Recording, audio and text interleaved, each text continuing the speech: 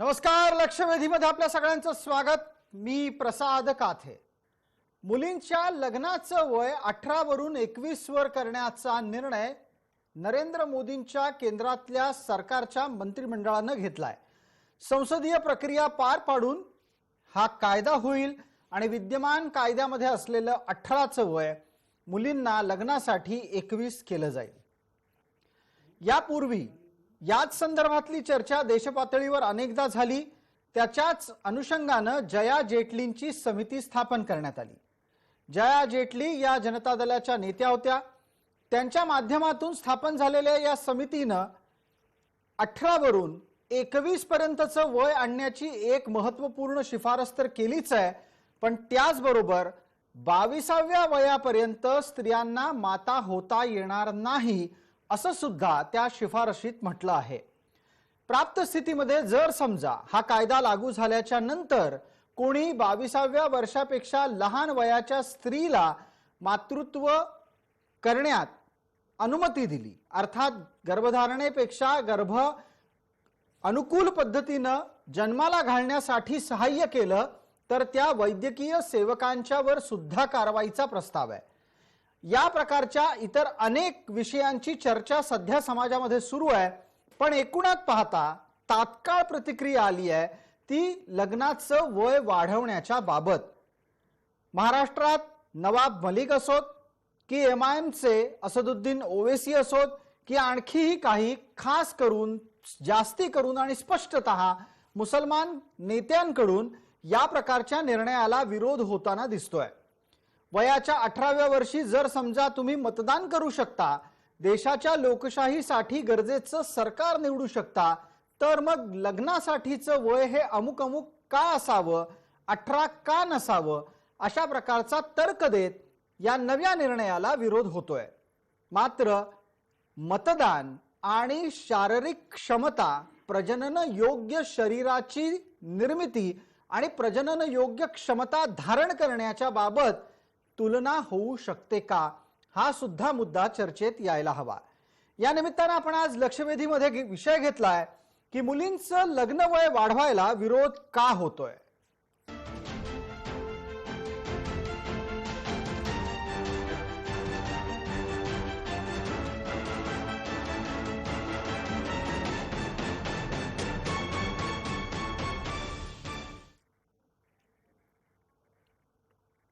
या चर्चेमध्ये आपल्या सोबत सहभागी होणाऱ्या मान्यवरांचा मी आपल्याला पटकन परिचय करून देतो. आपल्या सोबत MIMचे प्रवक्ता प्रतिनिधी या नात्यानं प्रभाकरजी पारडे आहेत.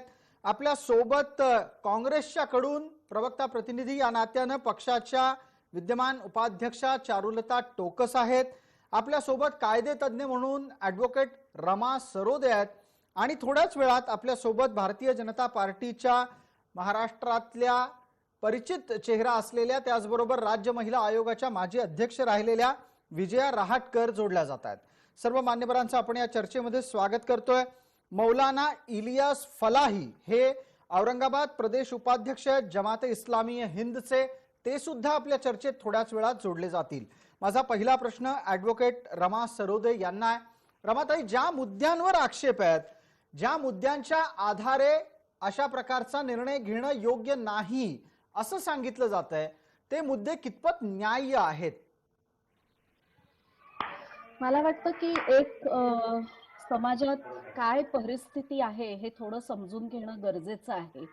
21व्या वर्षी किंवा 18व्या वर्षी ती आई बनण्यासाठी सक्षम आहे का, हा एक प्रश्न झालाच. आणि तो आरोग्याच्या दृष्टीने जरी योग्य असला प्रश्न, तरी पण रियालिटी ही आहे की आज 18 पेक्षा कमी वयाच्या मुली पण आई होत आहेत आणि त्या अबॉर्शनसाठी येत आहेत डॉक्टरांकडे. आणि अशा वेळेला पॉक्सोचा कायदा वापरला जातोय. बालविवाहाचं प्रमाण खूप मोठं आहे. बालविवाहा विरोधात कायदा जरी असला तरी त्याची अंमलबजावणी फार काही चांगली होती आहे असं वाटत नाही, कारण का कुठलंच एज व्हेरिफिकेशनचं काही प्रोसेस त्या कायद्यामध्ये नाहीये. आणि म्हणून मला वाटतं की आपण 18व्या वर्षी आपण जर म्हणत असू की ते ऍडल्ट होत आहेत, तर मला वाटतं की त्याचे अजून काय परिणाम होणार आहेत, आपण 21 वर्ष केलं तर त्याचा विचार थोडा केला पाहिजे.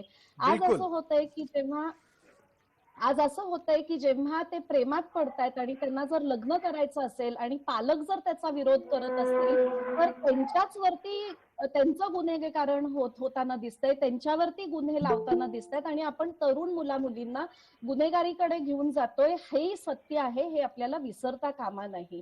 त्यामुळे आपण जेव्हा म्हणतो की 21व्या वर्षी त्यांनी लग्न करावं, तोपर्यंत त्यांनी शिक्षण घ्यावं, त्यांनी नोकरी करावी, कोणतं सरकार कुठली हमी देती आहे की प्रत्येक मुलगी 21व्या वर्षापर्यंत शिकणारच आहे, ही बर. जबाबदारी कोणी घेतलेली आहे, त्यांना नोकरी मिळणारच आहे, ही जबाबदारी कोणी घेतलेली आहे.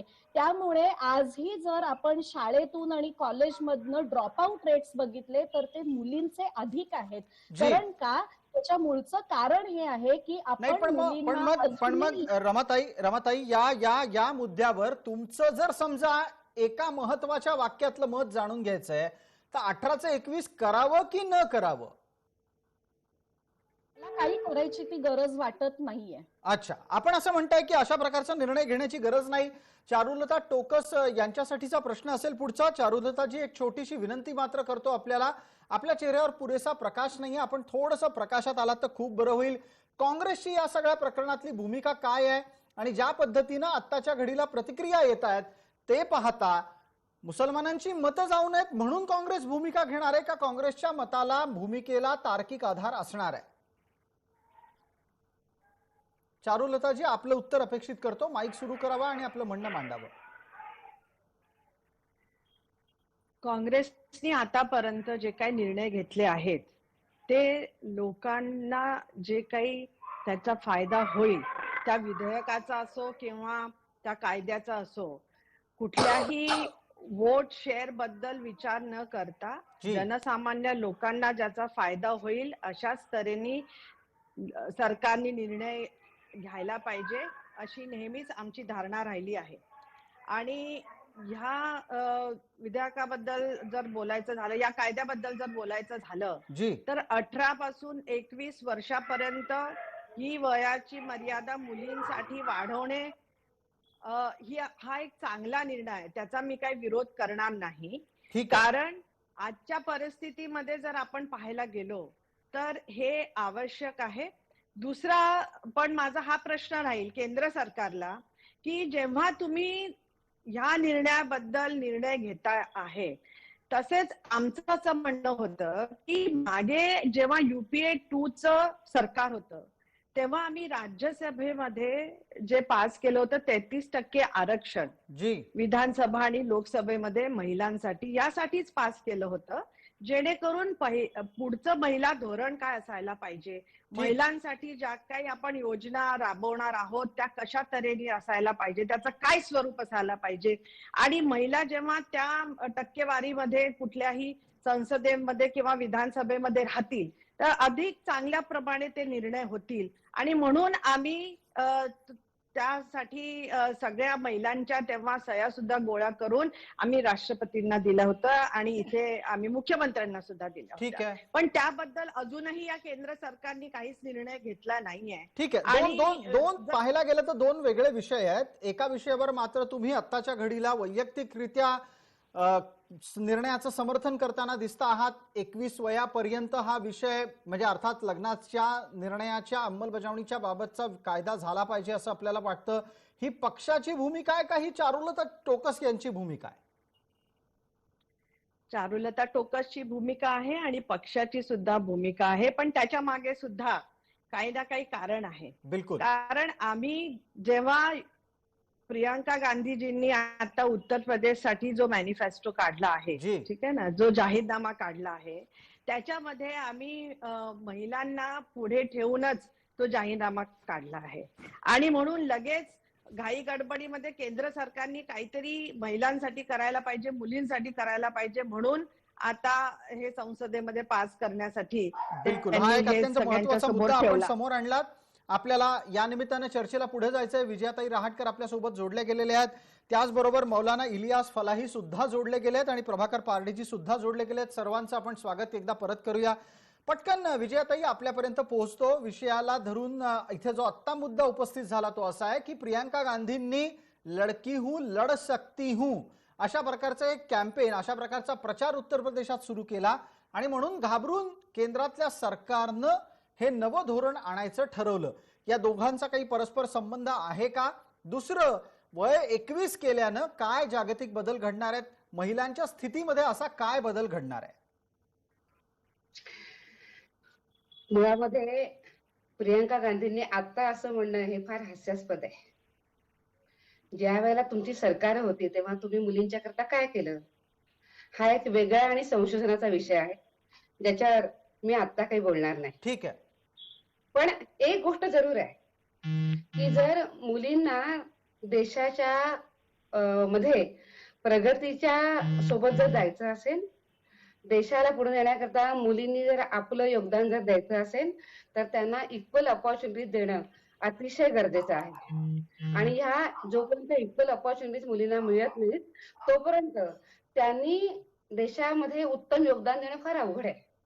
आणि म्हणून मग जर इक्वल जर अपॉर्च्युनिटी जर हव्या असतील तर मुलींची हेल्थ, याच्यासोबतच त्यांचं एज्युकेशन आणि त्यांचं फायनान्शियल इंडिपेंडन्स अत्यंत महत्वाचं आहे.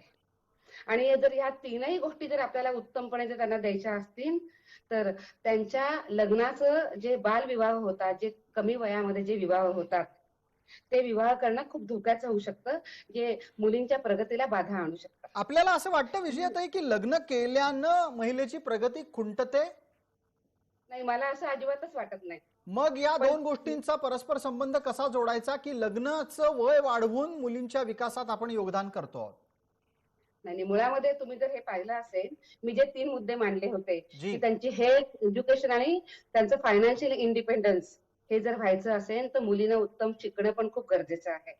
आपण आता असं बघतो की मुली अर्ध्या वयात, त्यांच्या अगदी वयाच्या कमी वयात जर त्यांचं लग्न झालं तर त्यांचं शिक्षण खुंटतं, त्यांचं शिक्षण उत्तमपणे पुढे जात नाही.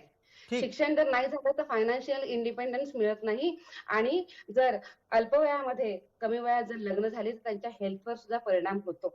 ठीक आहे. तर मुलींनी आता आपण आतापर्यंत 3 महिलांची मतं आधी जाणून घेतली. रमाताई सरोदे आपल्या सोबत आहेत, त्याचबरोबर चारुलताताई आहेत आणि आता आपल्या सोबत असलेल्या विजयाताईंनी यामध्ये मतं मांडली. आपल्या दोघींनाही मतं मांडायची आहेत मला लक्षात येत आहे, पण आता थोडी पुरुषांना संधी देऊयात. आपल्या सोबत असलेले मौलाना इलियास फलाही यांना बोलायची संधी देतोय मी आता पटकन. आणि आपल्याला एक लक्षात घ्यायला हवं, आपण 5 जण आज पॅनलवर आहात, वेळेची मर्यादा, आपल्याला पटापट आपली भूमिका मांडायची आहे. मौलानाजी, इथे आपण महिलांची मतं ऐकली असतील असं मला पूर्णपणे वाटतं. शारीरिक क्षमता, आर्थिक स्वातंत्र्य आणि शैक्षणिक योग्यता या 3 मुद्द्यांना जर साध्य करायचं असेल महिलांच्या बाबत तर त्यांच्यासाठी लग्नाच्या जबाबदारीला थोडंसं दूर ढकलण्याचा तर्क दिला गेला. याबाबत काँग्रेसनी समर्थनाची भूमिका घेतली. ॲडव्होकेट रमा सरोदे यांनी त्या संदर्भातल्या कायदेशीर आणि सामाजिक बाबी समोर आणल्या. मला आपल्याला असं विचारायचं आहे मौलानाजी की ज्या वेळेला तुम्ही ही सगळी भूमिका आत्ताच्या घडीला पाहताय, धर्म आणि मुसलमान समाज याच्यात काय चिंतन चालू आहे याबाबत? सबसे बड़ी बात तो ये है कि हमारे भारतवर्ष में जो नारी का जो मसला है कि भाई 18 जी। वर्ष में की शादी का जो पहले ही से मैरिज के जो कानून है तो वो सही है, वहीं तक उस बात को रहना चाहिए। क्योंकि पूरी दुनिया में जितने डेवलप कंट्रीज हैं उन डेवलप कंट्रीज में 18 और 16 साल की एज जो है शादी के लिए, मैरिज के लिए, वो आप जानते हैं कि उसको सही समझा जाता है। लेकिन आप सवाल आपण म्हणता आहात की अनेक देशांमध्ये, मला एक 2-4 उदाहरणं देऊन सांगू शकाल की कोणत्या देशांमध्ये 18 तारीख आहे, म्हणजे 18च वय आहे? आणि खास करून इस्लामिक देशांमध्ये मुलींच्या लग्नाची वय काय आहेत? उसमें भी 16 से 18 के बीच में ही है। मैं आपसे ये बात कह रहा था साहब जी कि हमारा जो देश है, इस देश में जो सबसे बड़ी प्रॉब्लम है वो है वुमेन सिक्योरिटी की। कि हमारी जो लेडीज हैं उनके ऊपर जो रेप के जो वाकयात होते हैं उसको रोकने में हुकूमत नाकाम हो चुकी है। उसके ताल्लुक से हम देखते हैं कि वो वाकयात क्यों होते हैं, वो क्राइम्स क्यों होते हैं, उसके रीजंस को फाइंड आउट करके उसके ट्रीटमेंट पर हम मुतवज्जे नहीं है। दूसरी बात यह है कि जो लेडीज की हेल्थ की जो प्रॉब्लम है, वो हेल्थ की प्रॉब्लम के लिए हम उसको समझने के लिए हम तैयार नहीं है। आप देखिए कि जो अभी कोविड में पिछले दिनों कुछ लेडीज अमेरिका की जो प्रेग्नेंट लेडीज थे इंडिया में, तो अमेरिकी हुकूमत ने यहाँ इंडिया में उन प्रेग्नेंट लेडीज के लिए स्पेशल हेल्थ की काउंसलिंग के लिए यहाँ उनसे पूछा गया कि उनके काउंसलर्स कौन है जो उनके हेल्थ के जो डे टू डे प्रॉब्लम्स हैं प्रेगनेंसी के उसको समझते हो और उसको हल करते हो। तो वो लोग अगर उनके वहां कोई लेडी प्रेग्नेंट हो तो पूरा उनका हेल्थ डिपार्टमेंट उसके ऊपर निगाह रखता है कि उसके डेव्हलपमेंटल स्टेजेस में वो कितनी उसको कोई परेशानी तो नहीं जा रही है। या सगळ्याचा 18 आणि 21च्या वादाशी आणि 18 आणि 21च्या कायद्याशी काय संबंध? तुम्हाला सरळ सरळ वय 18 हवं आहे मुलींच्या लग्नाचं, 21 नको आहे, बरोबर आहे का मौलाना जी? उम्र में जो बात आपने कही है शुरू में ही हाँ कि 18 साल की उम्र में एक आज के हालात में जो गरीब खानदान है जहां पर बेटी को एक बाप और माँ बहुत मोहब्बत से पालते हैं और 18 साल के बाद में ये जो गांव में और दीगर मुकामात पर ये जो हमारा फैमिली सिस्टम है उसमें 18 साल के बाद में उस बेटी की शादी कर देते हैं, तो ये बेटी की सिक्योरिटी के लिए भी और जो हमारा समाज है, हमारी जो फैमिली सिस्टम है, जो हमारी व्यवस्था है, ये उसका भी मामला है। इसका अच्छा। ताल्लुक सिर्फ मुस्लिम धर्म से नहीं है, हमारे पूरे समाज से है। ये पण चीज पण मुस्लिम पण धर्म में असं भी का है। होतंय, असं का होतंय की बहुसंख्याक मुसलमान नेते या विरोधात बोलताना दिसतात, असं का होतंय मौलाना? हाँ, सही बात यह है, आपने जो कहा कि मुसलमान इसके खिलाफ बोल रहे हैं। असल में इस पूरे लॉ को मुस्लिम ऐनक से देखना बिल्कुल गलत है। हम ये समझते हैं कि मैं एक भारत के नागरिक होने के हैसियत से ये बात कह रहा हूं कि किसी लेडीज को मां बनना चाहिए या नहीं, ये इसका फैसला हमारी हुकूमत नहीं करेगी। उस लेडीज को शादी करना चाहिए या नहीं, उसका फैसला हमारी हुकूमत नहीं करेगी। अब आप देखिए, मैं आपसे पूछता हूं कि अभी 18 साल की उम्र में जो लेडीज वर्कर्स हैं, प्रोस्टिट्यूशन में जो काम करती हैं, तो उनको जो है इजाजत है उसकी, वो 18 साल की उम्र में सेक्स वर्कर बन रही है। और इसी तरह से और भी जो चीजें। एक मिनट, थोड़ा गड़बड़ हो रहा है, मामला लग रहा है गड़बड़ हो रहा है। कहीं पे भी भारत में प्रॉस्टिट्यूशन ये लीगलाइज नहीं है, कानून नाही आहे, त्यामुळे आपल्याला त्याची तुलना इतर महिलांच्या व्यावसायिक स्वातंत्र्याशी करता येणार नाही। मला तुमच्या मुद्द्यांवर उत्तर घ्यावं लागेल आणि पटकन ॲडव्होकेट रमा सरोदे या कायदेशीर बाबीचं पण आपण समाधान करा आणि हेही सांगा की महिलेच्या आई बनण्याचा अधिकार हा तिचा असावा का समाज हित पाहून तो सरकारने ठरवावा? सुनिए, किसी का अधिकार छीनना ये हुकूमत का काम नहीं है जी। एक मिनट मौलाना जी, जवाब देने दीजिए। एडवोकेट रमा सरोदे बात कर रही हैं। रमाताई बोला। आणि आणि आणि एकच मिनिट फक्त रमाताई, मी आपल्याला थांबवतो, एका सेकंदासाठी फक्त थांबा। प्रभाकरजी, आपली फ्रेम इतक्या वेळा हलतीये की मी प्रयत्न करूनही तुमच्यापर्यंत पोहोचू शकत नाही, आपण स्थिर व्हा थोडं। रमाताई, आपलं उत्तर द्या, त्याच्यानंतर पुढचा प्रश्न माझा प्रभाकर पराड यांच्यासाठी असणार आहे। बोला,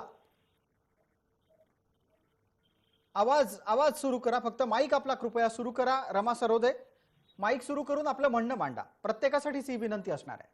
आई व्हायचं की नाही व्हायचं, कधी व्हायचं, किती मुलांचं व्हायचं, हा ठरवण्याचा अधिकार हा फक्त महिलेचाच आहे, अशा मताची मी आहे। मला दोन गोष्टी इथे बोलायच्या आहेत। एक, जे मौलाना म्हणाले की तिचं लग्न करून दिल्यावरती ती सेक्युअर्ड असते आणि म्हणून तिचं लवकर लग्न करून द्यायचं, हा एक खूप मोठा भ्रम आहे। कारण का जर असं असलं असतं तर आपण आज मॅरिटल रेप रेकॉग्नाइज करा असं आपण मागणी केली नसती, जे जस्टिस वर्मानी त्यांच्या कमिटीच्या रिपोर्टमध्ये दिलेलं आहे, जे अजूनही कायद्याचा भाग नाहीये। डोमेस्टिक व्हायलन्सच्या केसेस वाढल्या नसत्या जर ती तिच्या घरी इतकी सुरक्षित असली असती तर। आपण थोडंसं, मला वाटतं, समाजात काय चाललंय ह्याचं थोडासा विचार रिअलिस्टिकली करणं गरजेचं आहे। आपण जेव्हा इक्वल ऑपॉर्च्युनिटीज बद्दल बोलतो, आपण रमा सरोदेजी, हा तर्क का दिला जातोय की मुलीचं लग्न करून दिल्याच्या नंतर ती अधिक सुरक्षित हातामध्ये जाईल आणि या निमित्तानं तिच्या विवाहविषयक निर्णयांचं स्वातंत्र्य तिला असेल? यावर आपण एकदा पटकन चर्चा करू। बराच वेळ झालाय प्रभाकर पारडे आपल्या चर्चेत सहभागी होऊ शकले नाहीयेत। मला एका मिनिटासाठी फक्त त्यांना पटकन बोलतं करू द्यात। प्रभाकर पारडे, आपला पक्षीय भूमिकेचा मुद्दा काढतो आणि या संपूर्ण कायद्याच्या विरोधातली तुमची पक्षीय भूमिका नक्की काय आहे? मुलीला लग्न करून दिल्याच्या नंतर ती अधिक सुरक्षित हातांमध्ये असते असं थोड्या वेळापूर्वी मौलाना इलियास फलाही म्हणाले। प्रभाकरजी, आपण माईक सुरू करा आणि आपलं म्हणणं मांडा।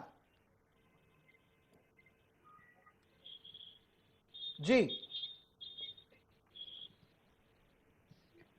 नाही, काही तांत्रिक कारणांमुळे अजूनही प्रभाकर आवाज येतो? आला, बोला, लवकर बोला।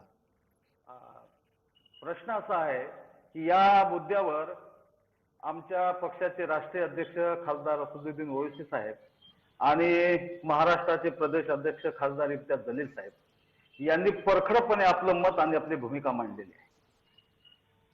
आज या पॅनलमध्ये खरं तर रमाताईनं जी मांडलेली भूमिका ती अत्यंत महत्वाची याच्यासाठी आहे की 18 वर्ष वयाचे 18 वर्ष हे संज्ञान बालिक किंवा नाबालिक म्हणून मानल्या जात नाही.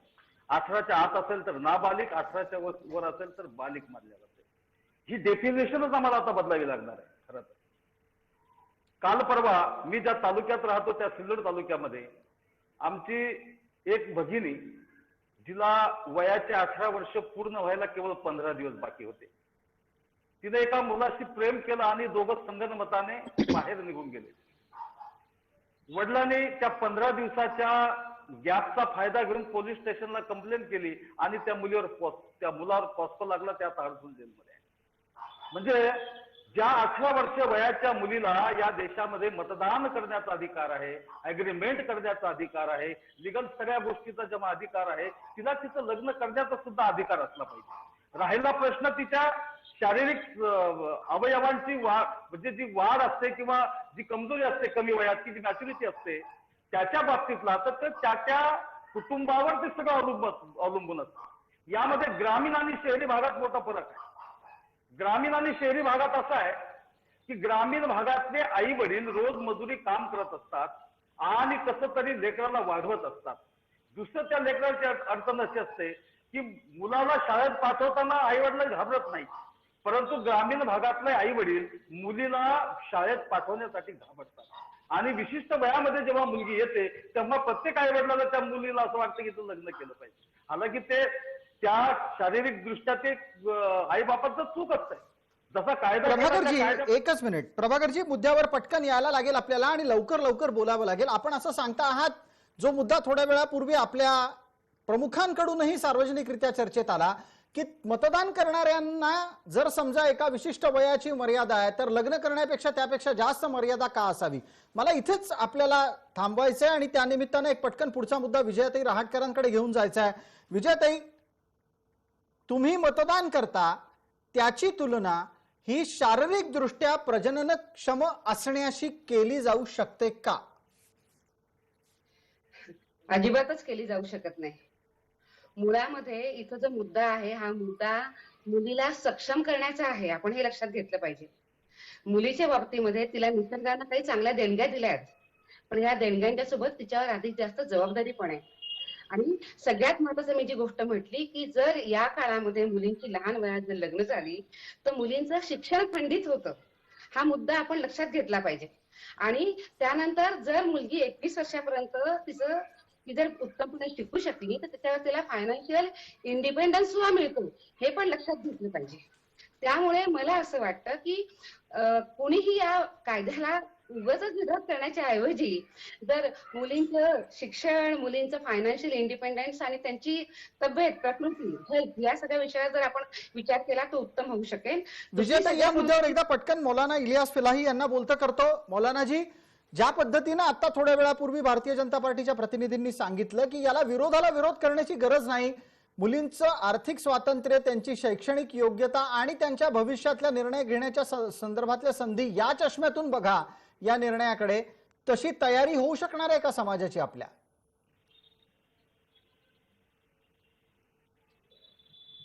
मौलानाजी, आपल्याला माईक सुरू करायचा आहे, बोला आपण. देखिए सर, मैं आपको ये बात बता चुका हूं कि हमारे मुल्क में 85% जो पॉपुलेशन है, तो उनकी जो शिक्षा का जो प्रॉब्लम है उसको सॉल्व करने में तो हुकूमत संजीदा नहीं है. हमारी जो वुमेन्स की जो एजुकेशन है उसके ताल्लुक से गांव में जो हमारे महफूज स्कूल होना चाहिए, जहां पर हमारी बच्चियां 1-1 किलोमीटर 2-2 किलोमीटर तक पैदल जाती है, तो उन बच्चियों की एजुकेशन के लिए हमारे पास में वैसी व्यवस्था नहीं है.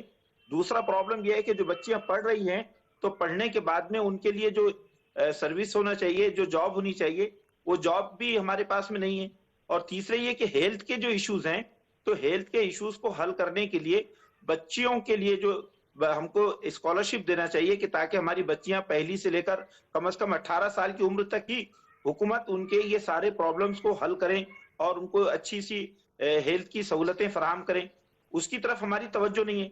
अच्छा, मौलाना इलियास फलाही, एकूणात या उत्तरातून असं दिसतंय की आत्ताच्या घडीला विविध छोट्या छोट्या उपमुद्द्यांच्या आधारे तुम्ही या मूळ निर्णयाच्या समर्थनात येताना दिसत नाही। चारुलता टोकस, आपल्यासाठीचा पुढचा मुद्दा आहे, या भूमिकेला समजावण्यासाठी आपण कुठले मुद्दे, कुठले तर्क देऊ शकतो की केवळ विरोध आहे म्हणून एकतर त्याकडे दुर्लक्ष करावं किंवा त्याच्याशी चर्चात्मक संवाद करून तो विरोध मावळावा, यासाठी प्रयत्न करावा, कुठला मार्ग निवडायचा है? देखिए, बात को समझिए कि आप जो है ना एक लेडीज को इतना जो है उसके ऊपर ये पाबंदी क्यों लगा रहे हैं? वो खातून अगर ये समझती है कि उसको 25 साल शादी नहीं करना है तो वो 25 साल ना करें, लेकिन 18 साल की उम्र में जब हम ये समझते हैं कि ये जो है डिसीजन मेकिंग एज है कि यहाँ पर एक शख्स हिंदुस्तान के हुकूमत का फैसला ले सकता है कि हुकूमत किसकी होनी चाहिए, तो क्या वो इतना म्यूचर नहीं होता? ठीक है, या मुद्द्यावरच मौलानाजी आपल्याला चारुलता टोकस उत्तर देत आहेत। चारुलताजी बोला, आपली वेळ सुरू होतीये, माईक सुरू करा आपला। मौलानाजी ऐका जरा, एक मिनिट। चारुलता टोकस बोलतायत, काँग्रेसच्या प्रतिनिधी आहेत। सगळ्यात आधी विजयाताईंनी जो आक्षेप घेतला की काँग्रेसची आतापर्यंत काय केलं महिलांसाठी, हा एक वेगळा मुद्दा राहील आणि भरपूर त्याच्यामध्ये मुद्दे आहेत। अगदी आपण बरंच मागे जाऊ, आपण आपल्या पटकन मुद्द्यावर आलात तर फार बरं होईल। आताचा ताजा मुद्दा मौलाना इलियास फलाहींचा आहे की 33% आणि 50% नंतर स्थानिक स्वराज्य संस्थेमध्ये आपण महिलांना आरक्षण असो, महिला बाल कल्याण खातं वेगळं निर्माण करणं, अशा भरपूर योजना आणि भरपूर कायदे काँग्रेस सरकारने आणले। सगळ्यात प्रथम तर ही गोष्ट आहे। दुसरी गोष्ट अशी की जे मौलानाजी पण म्हणतायत, बघा वैयक्तिकरित्या त्यांना काय त्यांचे मत आहेत, ठीक आहे, आपण सगळ्यांचेच मतं ऐकून घेतो, पण मला असं म्हणायचं आहे की सध्याच्या परिस्थितीमध्ये सरकारचं हा कायदा आणण्याच्या मागे काय हेतू आहे, पहिले तर ते त्यांनी स्पष्ट करायला पाहिजे।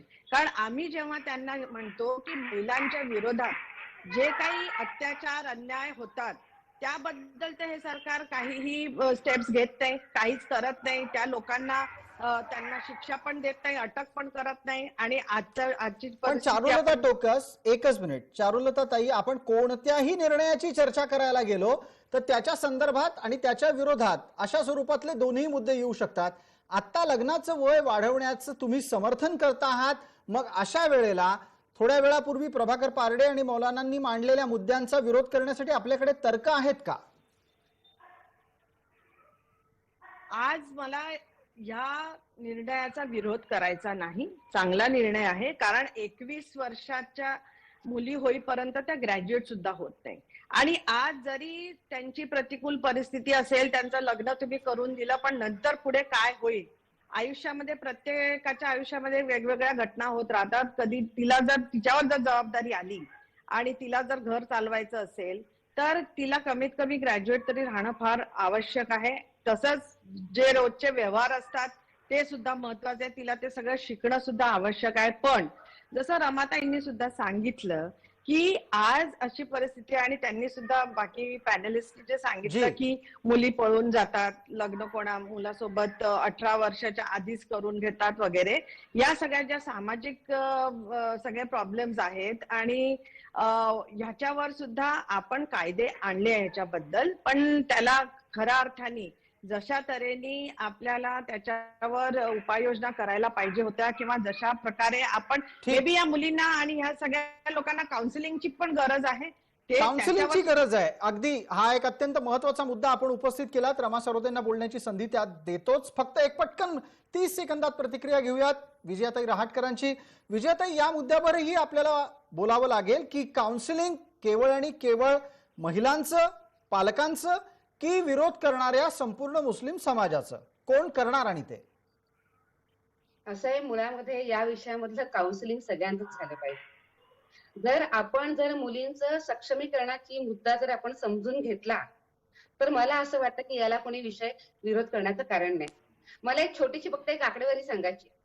नॅशनल फॅमिली हेल्थ सर्व्हे जो झालेला आहे, फॅमिली हेल्थ सर्व्हे, त्यानुसार भारतानं प्रथमच 2.0 चा एकूण प्रजनन दर गाठलेला आहे।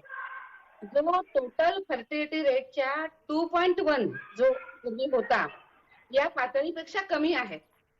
त्यामुळे हे सूचित करत आहे की येणाऱ्या काही वर्षामध्ये लोकसंख्येचा स्फोट होण्याची शक्यता नाही. बर, त्यामुळे जर कोणाच्या मनात जर काही वेगळ्या शंका असतील तर त्या शंका कोणी घेण्याचं कारण नाही. ठीक आहे. केवळ आपण हे समजावू पाहताय की अशा प्रकारच्या शंका घेण्याचं कारण नाही. चर्चेच्या शेवटच्या टप्प्यात आहोत. पारडीजी, आज बऱ्यापैकी कमी वेळ आपल्याला मिळालाय. एक पटकन प्रश्न आपल्यासाठी घेतो आणि शेवटच्या या चर्चेतल्या समारोपाच्या प्रश्नासाठी रमा सरोदे यांच्याकडे जाऊयात. प्रभाकर पारडे, आपण सांगा, आपण आपली भूमिका बदलण्यासाठी काय व्हावं अशी अपेक्षा करताय की कायदा न बदलणं हाच आपल्यासाठीचा आग्रह असणार आहे, आपल्याकडूनचा आग्रह असणार आहे? खरं म्हणजे काय आहे की सध्या उत्तर प्रदेशमध्ये निवडणूक आहे आणि या निवडणुकाला डोळ्यासमोर ठेवून अशा प्रकारचे निर्णय घेणं सुरू आहे. भारतीय जनता पार्टीनं मागच्या कालखंडात महाराष्ट्रात दंगल घडवण्याचा प्रयत्न केला पण ती घडली नाही. आता हिंदू मुसलमान होतच नाही, मग तो वाद अशा कायद्यानं पुन्हा चर्चेत आणावा अशा प्रकारची जी काही योजना आपल्या मार्फत चालू आहे ती मला जरा शंकास्पद वाटते. ठीक आहे. काल परवा आपल्याला या घटनेमागे, या प्रकारच्या निर्णयाच्या मागे राजकारण वाटतंय. रमा सरोदे, जाता जाता मुलींच्या लग्नाचं वय वाढवू नये या भूमिकेनी आपण आपल्या भूमिकेची आजच्या चर्चेची सुरुवात केली होती. आत्ताच्या घडीला जर समजा 18 वय करायचं नसेल, म्हणजे 18चं 21 करायचं नसेल तर 18च ठेवावं की किमान 19 असावं, 20 असावं, का अजिबात त्यात बदल असू नयेत? मला असं वाटतं की 18च असावं. मला 3 मुद्दे मांडायचे आहेत इथे. आपण जेव्हा सक्षमीकरण बद्दल बोलतो आपल्याला हे लक्षात घेतलं पाहिजे की 2020 मध्ये आपलं जे जेंडर गॅपचं रँकिंग होतं ते आपण 112व्या पोझिशनवर होतो. 2021 मध्ये आपलं पोझिशन 140वं आहे 156 देशांचा सर्व्हे झाल्यावरती. दुसरं जे जया जेटली म्हणतायत की 22 वर्षापर्यंत तिने आईच होऊ नये, जर ती आई झाली तर तिचं गुन्हेगारीकरण करणार आहात. सेफ अबॉर्शन तिला मिळणार आहे. आत्ताच जेव्हा 18 वर्षापेक्षा कमी वयाच्या मुलींना सेफ अबॉर्शन हे होऊ शकत नाही कारण का पॉक्सोचा कायदा लागू होतो आणि पालक त्यांना सेफ अबॉर्शनसाठी घेऊन जात नाहीत हॉस्पिटलमध्ये, तर 22व्या वर्षापर्यंत त्याच्या आधी जर ती आई झाली तर तिच्या मग प्रकृतीचा प्रश्न कुठे आहे? तर मला वाटतं की बालविवाह जे आत्ताही होत आहेत कारण का त्याची अंमलबजावणी व्यवस्थित होत नाहीये, त्याचं जर वय 21 केलं तर ते अधिक प्रमाणात होतील. त्यामुळे ग्राउंड रियालिटी समाजातली काय आहे हे थोडंसं समजून घ्या. आपण जेव्हा म्हणतो की त्यांना शिक्षण मिळालं पाहिजे, कंपल्सरी एज्युकेशन RTEनी फक्त 14 वर्षापर्यंत दिलेलं आहे. मग कोण खात्री घेते की प्रत्येक मुलगी ड्रॉपआउट न होता 21 वर्षापर्यंत शिकणार आहे? कसं सक्षमीकरण करणार आहात? त्यामुळे जेव्हा एखादा विचार करता आणि कायदा पूर्ण बदलायला जाता त्याच्या अवतीभोवतीतले परिणाम काय होणार आहेत याचा थोडा विचार केला पाहिजे. जोपर्यंत आपण मुलीला एक लायबिलिटी म्हणून बघणार आहोत तोपर्यंत तिचा विकास वय बदलून होऊ शकत नाही. ही रियालिटी आहे, ही कृपया समजून घ्यावी. ठीक आहे, धन्यवाद. वेळ मर्यादेमध्ये आपल्याला ही चर्चा संपवायची असल्यानं आत्ताच्या घडीला यापुढे या चर्चेला नेता येणार नाही. आपण सर्व मान्यवर चर्चेत सहभागी झालात त्याबद्दल आपले मनपूर्वक आभार. तुर्तास लक्षवेधीतल्या या विषयावर इतकंच. सर्व प्रेक्षकांना जय महाराष्ट्र.